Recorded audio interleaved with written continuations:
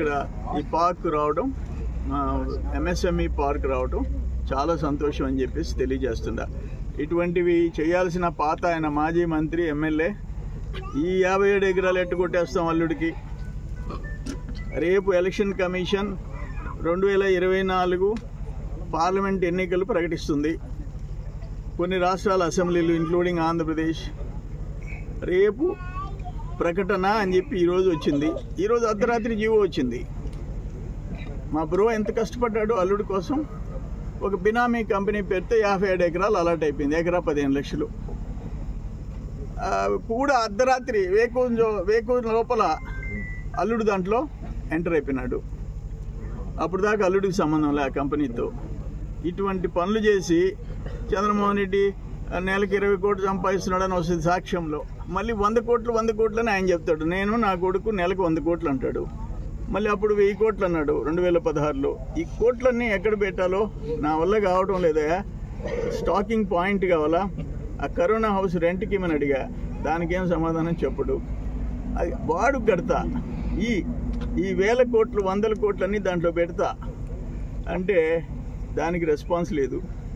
ఆయనకి కేవలం నన్ను నా కొడుకుని తిట్టాలా, కడుపు నిండా తిని బజ్జుకోవాలా, ఇంకా వేరే పనిలే. అధికారంలో ఉంటే భారీ దోపిడీ, అపోజిషన్లో ఉంటే బ్లాక్మెయిలింగ్. ఇది తప్ప నిన్న ఆయన చంద్రబాబు నాయుడు ఒక మాట అన్నాడు, చరిత్రహీనుడంట.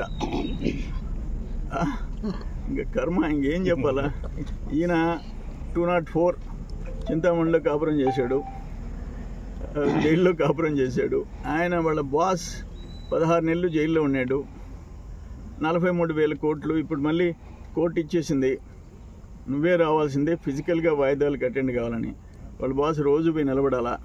ఆ 43,000 కోట్లు నేను తిన్నానో చెప్పుకోవాలా. అటువంటి పార్టీ మీది. చంద్రబాబుని నువ్వు చరిత్రహీనుడంటే అసలు నీ ఆ పేరెత్తే అర్హత నీకు ఉందానంట నేను. ఇది కరెక్ట్ కాదు.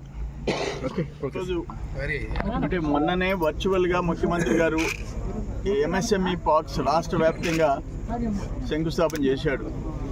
దాంట్లో రామదాస్ కంట్రిగా Krishnapatnam port road facing Chennai Calcutta రోడ్డుకి అతి సమీపంలో కొన్ని మీటర్ల దూరంలో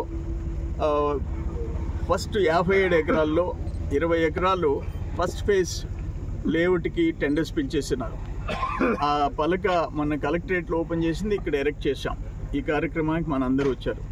దీంట్లో ఏంటంటే ఒక్కొక్క ప్లాట్ రోడ్లన్నీ ఫామ్ చేసి ఓపెన్ స్పేస్లు అన్నీ పెట్టిన తర్వాత 7 సెంట్లు ఒక ప్లాటు, 14 సెంట్లు కావాల్సిన వాళ్ళకి, 39 సెంట్లు కావాల్సిన వాళ్ళకి, అంటే చిన్న మధ్య తరహా పరిశ్రమలు పెట్టాలనుకున్న వాళ్ళకి ఇది ఉపయోగపడుద్ది.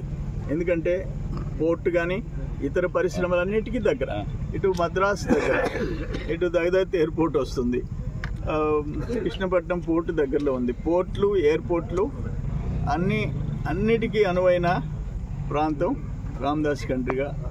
మంచి పరిశ్రమలు వస్తాయని ఎక్స్పెక్ట్ చేస్తున్నాం. పరిశ్రమలు వస్తే ఉద్యోగాలు, ఉపాధి, ప్లస్ మళ్ళీ పంచాయతీలకి ట్యాక్స్ ఇన్కమ్, ట్యాక్స్ రెవెన్యూ పెరుగుద్ది. ఇవన్నీ అనేక రకాల ఉపయోగాలు ఉంటాయి.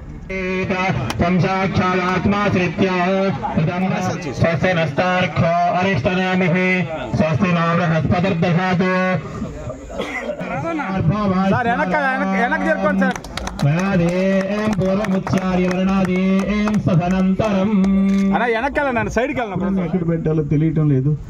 దాంట్లో స్టాక్ చేసేస్తానని చెప్పా. అయినా రెస్పాన్స్ ఏంటంటే తిట్టడమే. అటువంటి పరిస్థితి ఈరోజు ఉంది. ఏదైనా నాకు ఒక సంతోషం ఏంటంటే గవర్నమెంట్ ప్రోగ్రామ్స్ ఇప్పుడు మనమేం వదిలిపెట్టంలే. R&B, Panchayati Raj, RWS వెంటాడుతున్నాం.